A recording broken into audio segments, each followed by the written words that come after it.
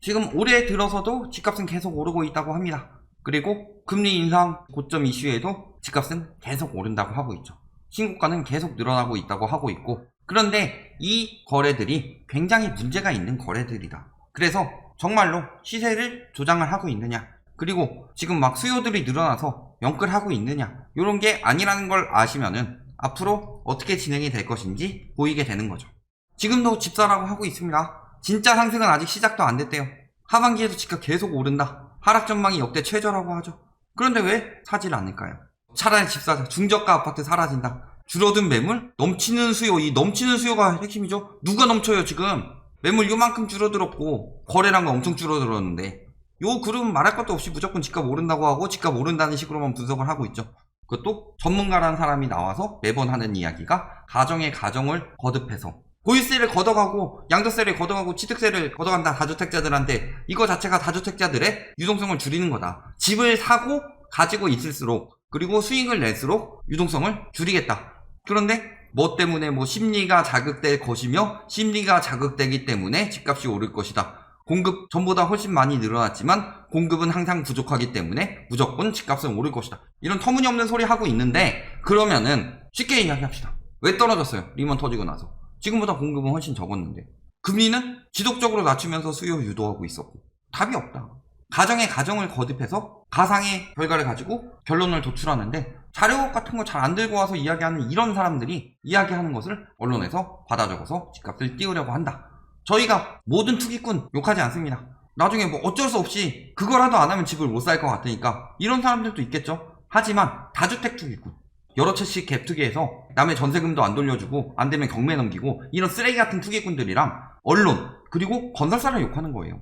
건설사가 언론에서 사주해서 그런 식으로 하니까 그 사이에 껴있는 여러 가지 비양심적인 중개인들, 그리고 팔아먹으면 끝이라는 영업사원들, 잘못된 거 숨기고 거짓말하면서 어떻게든 돈만 벌려고 하는 대행사들, 이런 것들이 문제죠. 그 다음에 조합원들 무시하고 불법을 자행하는 조합들, 한모 조합장처럼 이런 거 이야기하는 거죠.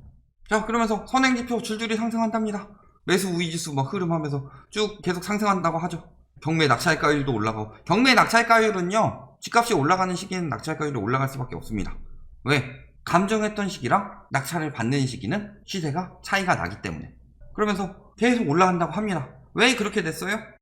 5월까지 거래량이 증가하니까. 급매물은 안 나오고, 그런 사람들이 막 집을 사서 거래량은 증가하고, 심리 살아난 거 아니야? 이런 상황이죠. 그런데 지금은 어때요? 작년 6월에 이만큼 거래됐어요. 신고된 거 거의 9분의 1, 10분의 1 이 정도 수준이죠. 신고기간 아직 안 끝났으니까 7월 30일까지 기다리더라도 거래량은 5월은커녕 3월, 4월 이 정도 기대하는 게 좋겠죠. 그러면서 거래량이 감소하고 있는데 무슨 심리만 올라간다고 되냐? 심리와 동시에 갖춰야 될 것은 뭐예요?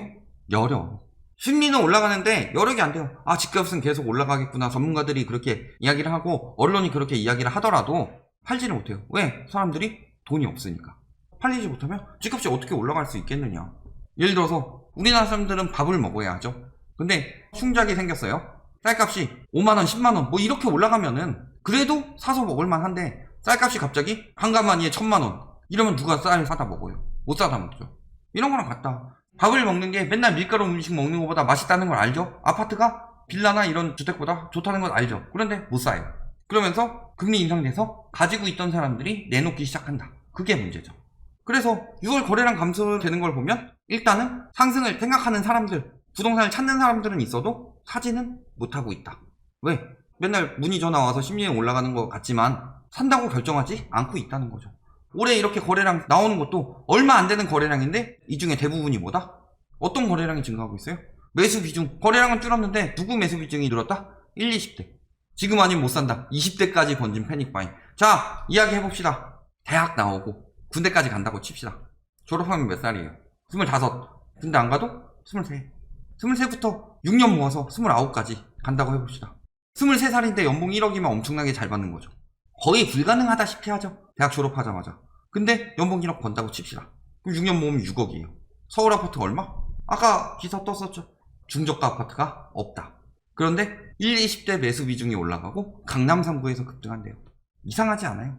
연봉 1억 한 푼도 안 쓰고 벌어도 6억인데 세금 다 떼고 세후 1억이라고 쳐도. 그리고 30대 작년에 많이 샀는데 아직도 30대들 사고 있답니다. 42%. 자, 20, 20대 사고 나머지 30대들 사고 있대요. 영끌 매수 30대 잠재우지 못했다. 이런 이야기 하고 있는데 30대들이 지금 살 수 있어요? 내 집 마련한 사람들 재작년에 했겠죠. 근데 왜 아직도 30대 영끌 매수가 많냐? 30대가 돈이 어딨어요 지금. 안 그래도 지금 계속 뭐 취업난이니 뭐니 하고 있는데 이거 다 뭐예요? 헌법 증여다. 증여도 이렇게 나오고 있죠? 언제? 3월 이후 늘어났죠. 왜? 공시가격 발표됐으니까. 생각보다 부담이 크니까. 그리고 요때 증여거래도 늘었지만 12월까지 거래량도 많이 늘어났었죠. 거래량 그래프가 작년 6월 이후 쭉 줄어들다가 12월에 잠깐 늘었다가 1월부터 계속 침체하다가 5월에 잠깐 뛰었다. 작년에는 어떻게 또 이렇게 거래가 됐고 올해는 어떻게 이렇게 됐냐. 작년에 요 막판에도 다 세금 올라갔는데 누가 12월 전에 사냐. 1월부터 특히 법인들 같은 경우 많이 위험해져서 금매 나와야 되는데 나오지도 않았는데 누가 이렇게 사냐. 다 편법 증여다. 차용증을 써서 공증까지 하고 이자 내는 방식으로 증여세 회피하는 편법 증여. 이런 부담부 증여도 물론 있지만 돈을 뭐 법인을 통해서 증여하기도 하고 코인을 통해서 증여하기도 하죠. 그걸 가지고 자식이 집을 산다. 비싸게 양도세 털어내면서 상승하기 전에 이런 형식으로 진행을 했다. 작년 12월에 편법 증여 많았다고 그랬죠. 20대인 A씨가 18억 원 상당의 아파트 매수. 2010년부터 12월에 8억 원, 2012년 12월에 3억 원 보험사에 일시금으로 냈다. 편법 증여죠. 이런 식으로 증여해놓고서 규제가 강화되니까 매수한 형식으로 했다. 증여성 거래다. 1, 20대들이 많이 샀어요. 30대들하고. 돈이 어디 있어요 지금. 서울 아파트 아무도 못 산다면서요. 30대들 못 사서 밀려난다면서요. 누가 사요? 부잣집 자식들만 사지. 30대에 돈 모아서 절대 못 사죠 지금. 그런데 30대 거래량이 증가한대요. 둘 중에 하나죠. 빚을 엄청나게 많이 받든가 증여를 받든가. 근데 대출은 규제가 강화되고 있었죠. 그리고 이번에 뭐 DSR 들어가기 전이라고 하더라도 은행권 자체에서 대출 줄이고 있었고 시중금리 계속 올라가고 있었어요. 누가 대출 받아서 집을 사느냐. 대출 받아도 충분한 돈이 있어야 되고 다 증여성 거래다. 편법 증여 30억대 아파트 구매 30대 기억시 전액 차입해서 구입했는데 이자 냈는데 다시 통장으로 들어온다든가 현금으로 돌려줘서라든가 이런 것들 조사하면 다 나온다. 편법 증여가 나오고 있다.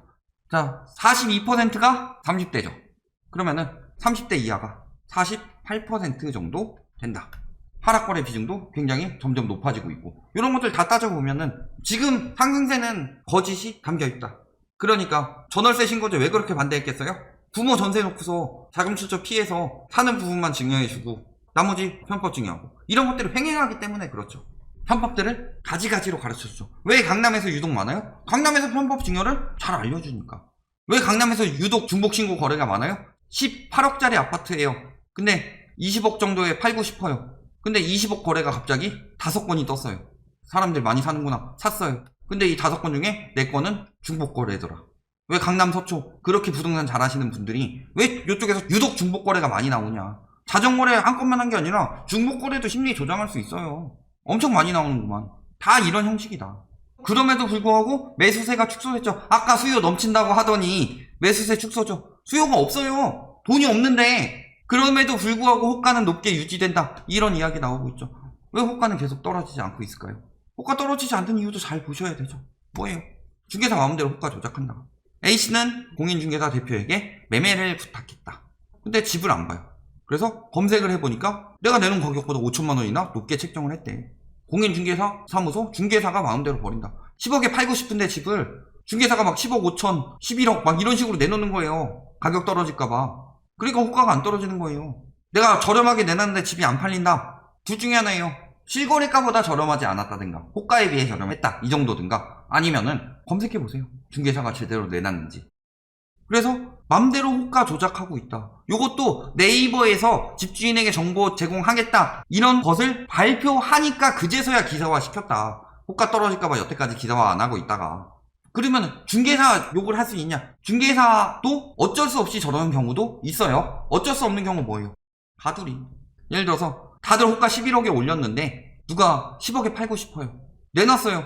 그럼 가두리 부동산이네 뭐네 저기 이용 안 하네 뭐네 담합해가지고 난리치고 하니까 11억까지는 아니더라도 10억 5천까지 올려라. 어쩔 수 없이 내놓는 중개사도 있을 수 있고. 그러니까 호가가 안 떨어지는 거 뭐예요?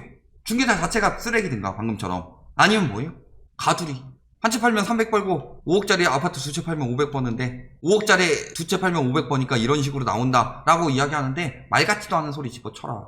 1억짜리 9개 파는 거랑 9억짜리 1개 파는 거랑 중개 수수 요율이 달라지는데, 그래서 지역 회원들끼리는 집주인이 그렇게 내달라고 해서 내는데도 가두리라고 몰아붙이고, 그 집주인한테 가서 따지고, 저기 중개사 이용하지 말자 하고 가두리로 몰아붙이고, 이러면서 호가 유지하고 있는 것일 뿐이다. 결론 뭐예요? 올해 거래량 많이 떨어졌죠? 작년 말도 마찬가지예요. 6월 이후 조금 올라가긴 했지만 이런 것들 다 대부분 증여성 거래가 굉장히 많이 나타나고 있다. 지금 가격에 서울 아파트를 10대에서 30대가 살 수 있냐? 30대도 극소수만 사는 거죠. 자기 능력으로 사는 경우는. 대부분 뭐예요? 증여성 거래다. 두 번째, 매물이 너무 적어서 안 팔리는 거다 하고 있지만 사실상 심리가 줄어든 거죠. 3월이랑 비교해봐라. 3월보다 매물은 많다. 거래량은 적고. 그럼에도 불구하고 심리는 떨어져 호가는 계속 올라간다. 뭐예요? 중개사 장난질. 혹은 담 앞에서 가두리로 몰고 가는 거. 조금이라도 싼 거 들어오면 맨날 보고 있다가 허위 매물 신고하고. 그래서 그렇게 되는 거다. 이런 거짓에 속아서 지금 집을 사는 사람들이 뭐다? 호구가 되는 거예요. 요거 반박하는 사람들 지표 들고 오세요. 자료 들고 오고. 항상 자료로 말씀드리고 있어요. 저희 다 있는 기사고 수정 안 하고 내보내고 있고 다 거래량도 그대로 갖다 쓰고 있다.